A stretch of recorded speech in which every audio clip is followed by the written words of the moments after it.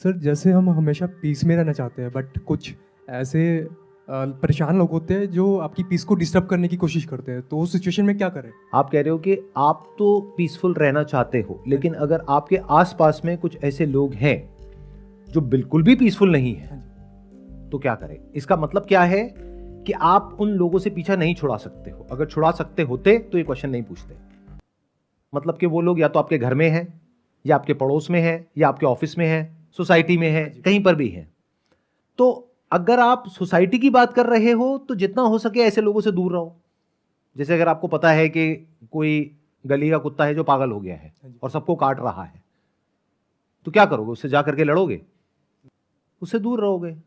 Sir फिर भी वो फोर्सफुली मतलब बुराई ऐसे बोलते हैं ना कि झुंड में आती है। अब मान लेते हैं कि वो इंसान अकेला नहीं है, उसके साथ में कुछ और भी लोग हैं जिनका मोटिव है आपको तंग करना, आपको परेशान करना। आप जैसे ही रेजिस्ट करते हो या उनको कुछ कहते हो तो वो और आपसे लड़ते हैं। मतलब कि वो आपको उकसा रहे हैं कि आप कुछ कहो या कुछ करो, और वो सारे झुंड में आकर के आपके ऊपर अटैक करते हैं। This is what you are saying, right? अब ऐसे में क्या किया जाए? प्रैक्टिकल सॉल्यूशन ये है कि या तो अपना एक झुंड बनाओ। थ्योरेटिकल बातें नहीं करेंगे, प्रैक्टिकल करेंगे। क्योंकि थ्योरेटिकल बातें क्या होती हैं? अरे अगर आपके आसपास में कोई भी अशांत है, उससे कोई फर्क नहीं पड़ता है, आप अपने आप को शांत रखिए। सर ऐसे शांत बैठेंगे लोग कमजोर समझेंगे फिर। Exactly, that's the point. जिन लोगों के साथ में कुछ गलत होता है, जैसे आपके साथ में अगर कोई कुछ गलत कर रहा है और आप चुप बैठे हो, तो दुनिया आपको बेवकूफ समझती है।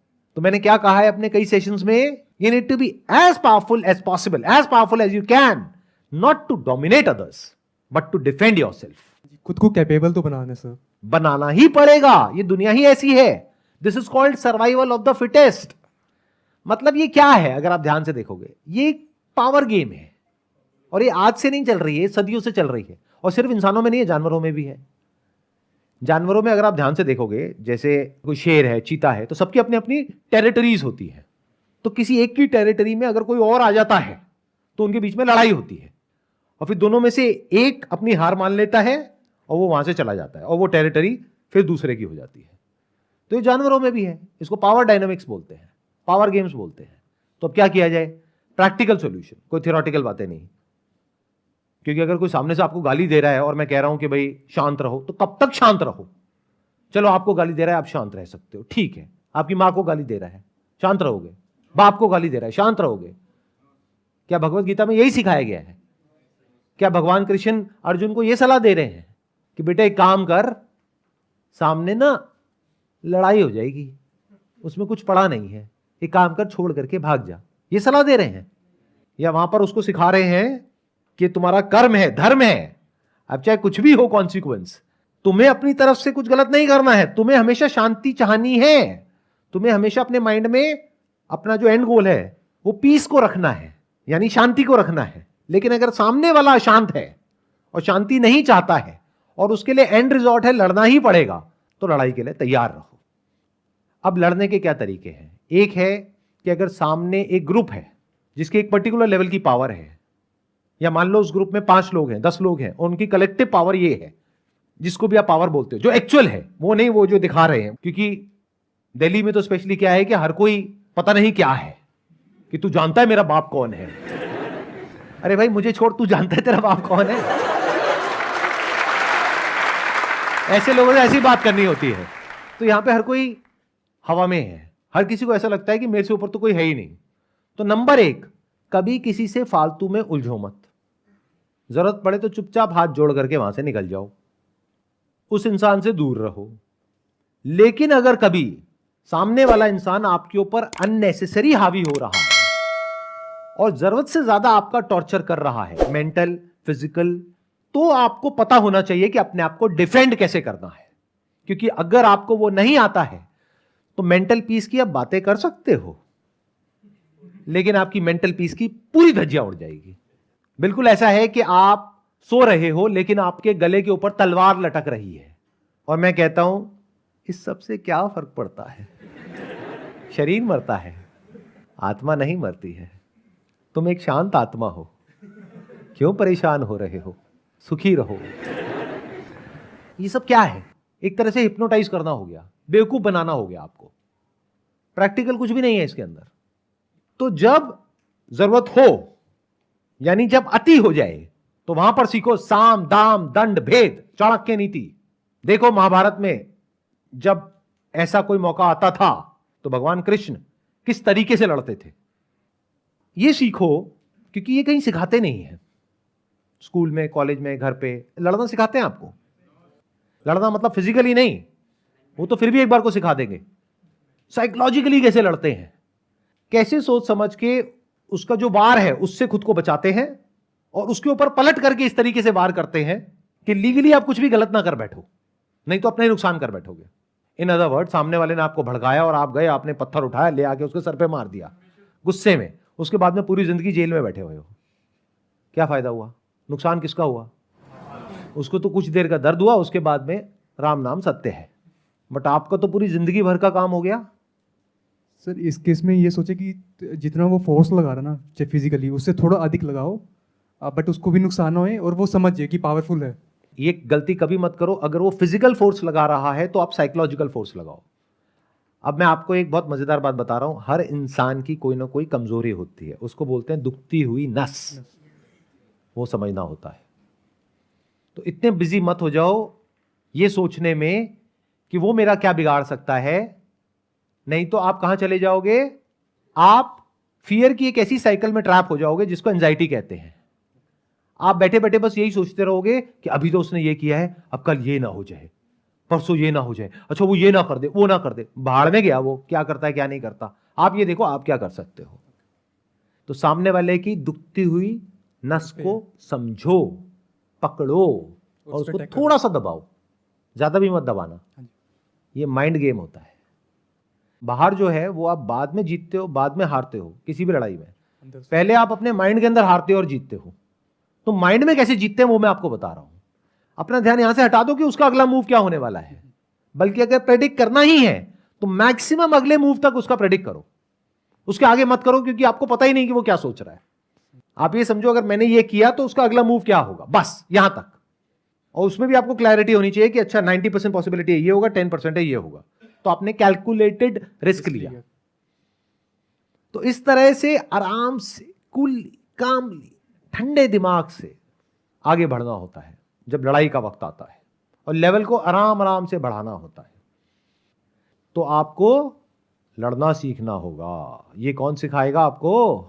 क्योंकि अगर कोई ऐसा इंसान सिखाएगा जो खुद लड़ाकू है, वो तो बेवकूफों की तरह आपको लड़ना सिखाएगा। वो क्या सिखाएगा? दो कौड़ी की हरकतें, यानी कि गाली गलोच, मारना पीटना। इस सबसे कुछ नहीं होता, इसमें तो आप खुद ही फंसोगे। आपने मार पिटाई शुरू करी, सामने वाले ने शुरू करी, उसके बाद में गलती से कुछ हो गया, कौन फंसेगा? वो भी फंसेगा, आप भी फंसोगे। तो ऐसे काम करना ही क्यों है? तो मैं उसकी बात ही नहीं कर रहा, मतलब मैं फिजिकल की तो बात ही नहीं कर रहा, मैं तो साइकोलॉजिकल की बात कर रहा हूं। अगर आपके ऑफिस में कोई है और वो आपको बहुत तंग कर रहा है, तो there are ways of dealing with that particular situation, जिससे कि सांप भी मरेगा और लाठी भी नहीं टूटेगी। यानी किसी को पता भी नहीं लगेगा कि वो आपने किया, लेकिन कुछ ऐसा कर दिया कि उसके बाद में वो इंसान पछताएगा। लेकिन ये स्टेप तब उठाना है जब सामने से आपको समझ आ जाए कि अब मेरी जो लिमिट है बियर करने की, वो क्रॉस हो चुकी है। हाँ, अगर अब इन टैक्टिक्स को आप यूज कर रहे हो अपने फायदे के लिए, वो गलत है सर। वो गलत नहीं है, वो बहुत गलत है। क्यों? मैं बता देता हूं क्यों। फॉर एग्जाम्पल, ये जो मैंने आपको बोला कि इस तरीके से कुछ किया जा सकता है, अब आप कहते हो यार आइडिया तो बढ़िया है, क्योंकि मेरे ऊपर जो बंदा बैठा है अगर उसको हटा देता हूं तो उसकी सीट मेरे को मिल जाएगी, मेरी सैलरी इतनी है, वो बढ़ करके इतनी हो जाएगी, तो ये तो बहुत बढ़िया आइडिया है, चलो उसको हटाता हूं अपने रास्ते में से। अगर ऐसे आप बन गए तो अब आप अंदर से करप्ट हो गए। अब आपका दिमाग ऐसे ही चलेगा, और जिसका दिमाग ऐसे चलेगा, यानी अपने आप को डिफेंड करने के लिए नहीं चलेगा, अटैक करने के लिए चलेगा, वो इंसान जिंदगी में कभी तरक्की नहीं कर सकता। और अगर तरक्की कर भी लेगा बाहर, अंदर से उसको कभी मन की शांति नहीं मिल सकती। उसको पता ही नहीं होगा कि मन की शांति होती क्या है। देखो, लाइफ का अल्टीमेट गोल क्या होना चाहिए कि आपको किसी तरीके से बाय हुक और बाय क्रुक थोड़ी सी और सक्सेस मिल जाए, थोड़ा सा पैसा मिल जाए, ये इंपॉर्टेंट है। ये लॉन्ग टर्म में मन की शांति मिल जाए, चाहे पैसा थोड़ा कम हो, क्या ज्यादा इंपॉर्टेंट है? मन की शांति कैसे मिलती है? और मन अशांत कब होता है? जब भी आप कुछ गलत करते हो तो चाहे दुनिया को नहीं पता है, आपको तो पता है ना, तो मन अशांत हो गया। इसको कहते हैं कर्म फल। लोग समझते नहीं है कर्म फल क्या होता है। कर्म का फल इमीडिएट होता है, बाद में थोड़ी ना होता है। जहां आपने किसी के साथ में कुछ भी अनफेयर किया, कुछ भी गलत किया, आप गलत हो गए, और जो गलत हो गया वो दुखी हो गया। जितना गलत हो गया उतना ही दुखी हो गया। सिंपल सा रूल है। और जो अंदर से जितना सही है वो उतना ही सुखी है। फॉर एग्जाम्पल, मेरी फितरत बन गई आप लोगों को बेवकूफ बना करके किसी तरीके से पैसा कमाने की, तो बाहर से मैं अपने आप को जैसा मर्जी दिखाता रहूं, क्या अंदर से मैं कभी भी सुखी रह सकता हूं? और अगर अंदर से मेरी नीयत साफ है, और अगर आप लोग मेरे बारे में कुछ उल्टा भी बोल रहे हो, तो क्या मैं दुखी होऊंगा? क्योंकि मुझे पता है ना मेरी नीयत साफ है। तो नीयत बहुत बड़ी चीज होती है जिंदगी में। अपनी नीयत हमेशा साफ रखो।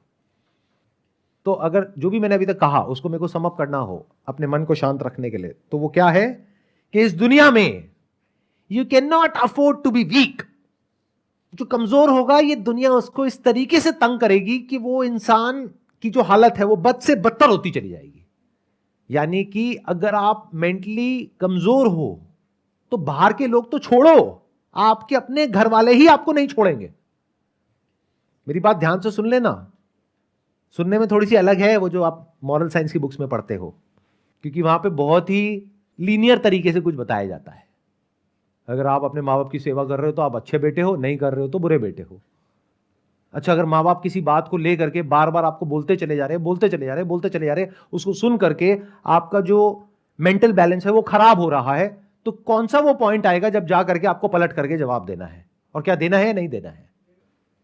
इनफैक्ट अगर आप महाभारत को ध्यान से समझोगे, भगवत गीता को ध्यान से समझोगे, तो लड़ाई कभी भी दूसरों से नहीं होती है, अपनों से होती है। अर्जुन इतना ज्यादा कंफ्यूज नहीं था, उसको भगवान कृष्ण ने जान करके कंफ्यूज किया, नहीं तो जरूरत नहीं थी। भगवान कृष्ण अर्जुन को यह भी बोल सकते थे कि भाई यहां पे तुम लड़ने के लिए हो, लड़ो, अपना क्या फालतू की बातें कर रहे हो। भगवान ने क्या किया, रथ को ले जा करके सामने बीच में खड़ा कर दिया और कहा ये देखो, ये सारे तुम्हारे अपने हैं जिनको तुम्हें मारना है। उसके हाथ कांप गए। जिंदगी में जो सबसे बड़ी लड़ाइयां होंगी ना आपकी, वो अपनों से होगी। दूसरों को तो छोड़ ही दो, अपने पड़ोसियों को तो आप हैंडल कर लोगे, ऑफिस में जो लोग हैं उनको तो हैंडल कर लोगे, अपनी वाइफ से कैसे डील करोगे, अपने पेरेंट्स से कैसे डील करोगे, बच्चों से कैसे डील करोगे, ये सबसे बड़ी लड़ाइयां हैं लाइफ की। तो यहां भी सीखना पड़ेगा कि कौन सा वो पॉइंट होता है जहां पे जा करके आपको पलट करके जवाब देना होता है या एक स्टैंड लेना होता है, और कहां पर हल्के फुल्के तरीके से आया गया करना होता है। दोनों जरूरी है डिपेंडिंग अपॉन द सिचुएशन। और मजे की बात क्या है, जो मैंने देखा है, जहां तक मैंने ऑब्जर्व किया है, मुझे देख करके अजीब भी लगता है। कई बार मैंने देखा है कि ऐसी बहुत बड़ी बड़ी बातें हो जाती हैं घरों में जहां पर एक्चुअल में लड़ाई होनी चाहिए, लेकिन वहां पर कोई लड़ाई नहीं होती, सब अपने मन में रख के बैठे होते हैं। और छोटी छोटी बातें होती हैं जहां पर कोई लड़ाई होनी ही नहीं चाहिए, वहां पर लड़ रहे हैं। मतलब एग्जैक्ट उसका अपोजिट हो रहा है जिसकी मैं बात कर रहा हूं। मैं क्या कह रहा हूं, छोटी मोटी कोई भी चीज है उसको आया गया कर दो, कुछ बड़ा है तो अपने आप को तैयार कर लो लड़ने के लिए।